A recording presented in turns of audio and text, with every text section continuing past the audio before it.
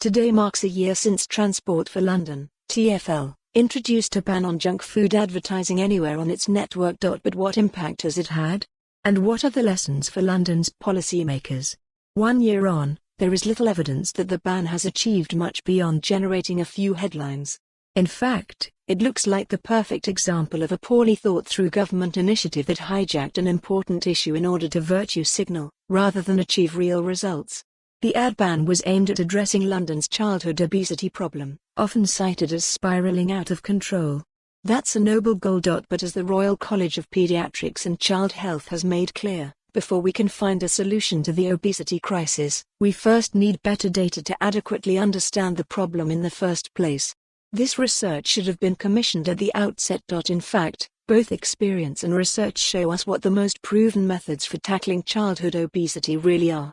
Amsterdam, for example, achieved a 12% reduction in childhood obesity between 2012 to 2015 by adopting a whole systems approach that included investment in education campaigns, dietary advice, and extensive exercise and sporting activities for children. The TfL ad ban, in contrast, resulted in uncertainty, confusion, and complexity.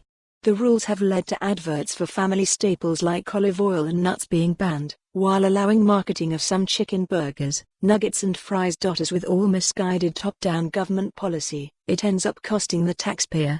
The ban cost TfL an estimated £25 million a year in lost advertising revenue according to industry experts.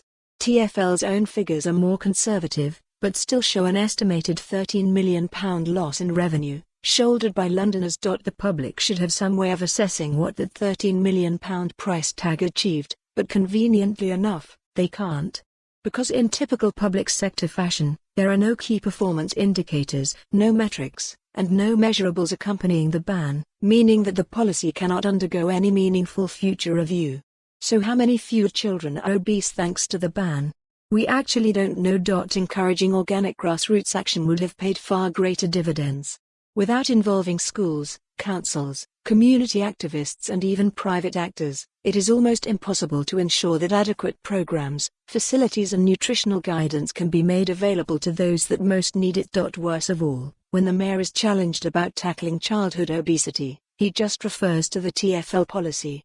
Not only has the ban failed to improve childhood health, but it makes further action on this issue unlikely, because the policy gives the false impression that substantive action has already been taken. This policy is the perfect example of how a well-meaning idea concocted by Intel. For more on this story, visit the news article link.